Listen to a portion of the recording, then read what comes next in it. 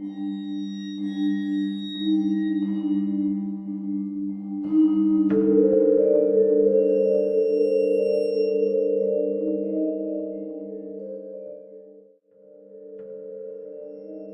was a quiet evening when I boarded the Greyhound bus at the station. The usual crowd had already settled into their seats. Tired faces, a few backpacks, some strangers, some familiar. A woman with a thick coat, a man in a baseball cap. The bus was almost full, but there was an eerie stillness in the air, as if the world had been turned down, the sound of traffic outside muffled by the rain tapping against the windows. I had been on many bus rides before, but this one felt different. The bus driver, a man with salt and pepper hair, greeted everyone briefly as they boarded.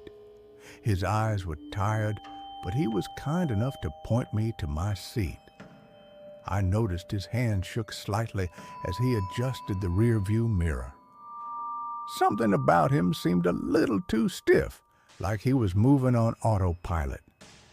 The engine roared to life, and we pulled away from the station.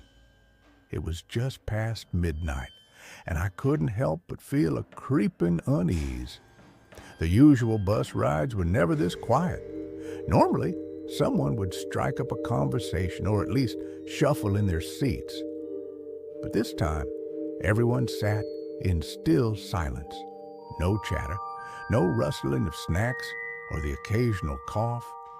It was as though the entire bus was a sealed container, the sound absorbed by the thick walls of the vehicle. I pulled my jacket closer around me and tried to settle into my seat, but I couldn't shake the feeling that something was wrong. The bus seemed to be moving slower than usual, the roads stretching endlessly into the dark night. The small lights outside blurred together into long, ghostly streaks.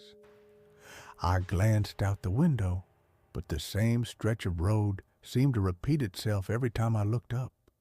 We passed the same exit signs, the same run-down gas stations, and the same stretch of trees over and over again. Eventually, I noticed something even stranger. We weren't stopping at any of the scheduled stops. We passed a station that should have been our next stop. No one got off. Then another. Still, no one moved. The bus driver never slowed, as though he didn't even see the stations. There was a moment when I thought maybe I had missed an announcement, but the bus was too quiet. No one spoke. I looked around. The woman in the thick coat, who had sat across the aisle from me, was staring straight ahead. Her eyes were wide, unblinking, almost vacant. The man in the baseball cap hadn't shifted once. His hands were clasped tightly in his lap. He hadn't even taken out his phone. I stood up, trying to shake off the unease creeping over me. I walked up to the front and tapped the driver on the shoulder. "Hey, why aren't we stopping?" He didn't respond, just kept his hands on the wheel, his gaze fixed straight ahead. "Excuse me," I asked again, louder this time. "Are we skipping stops? Why haven't we stopped yet?" There was a moment of silence before he slowly turned his head toward me. His eyes were completely empty, as if the light in them had long ago dimmed. The pupils were just black voids, and his face, pale and worn, looked like it hadn't been washed in days. He opened his mouth, but no sound came out. I stumbled back, trying to regain my composure, but the atmosphere had changed. I looked at the passengers, and none of them moved.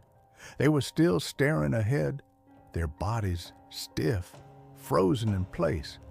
I quickly sat back down, my heart racing. We passed another stop. This one had a small diner, the neon sign flickering faintly in the distance. I could see the bus stop sign, Graywood, 12:30 a.m. But we didn't slow down. We just kept going, the engine humming steadily as if nothing had changed. I looked at the other passengers again. The woman with the coat, she hadn't blinked. The man with the cap still hadn't moved. And there was an older man sitting by the window who hadn't taken his eyes off me since I stood up. He was watching me carefully, his lips curled into a faint, unsettling smile. I couldn't take it anymore. I grabbed my bag and rushed to the door, pulling the emergency stop lever. The bell rang, but the bus didn't slow down. It kept speeding down the road as if the lever didn't even exist. I rushed to the front again, but this time, when I reached the driver, he wasn't alone. Behind him, through the windshield, I could see something moving. It was a shadow, tall, thin, and dark. A figure standing in the road, blocking our path. I screamed, but the driver didn't react. The figure was getting closer, but still, the bus didn't slow. I grabbed the driver's shoulder, shaking him hard. His head jerked around, his face now a mask of terror. But his eyes, they were still those empty, hollow eyes.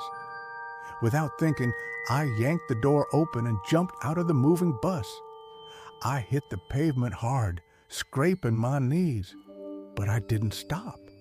I ran as fast as I could, hearing the bus continue on behind me, its engine roaring like a beast. Eventually, I found myself in the middle of nowhere, standing in front of an old gas station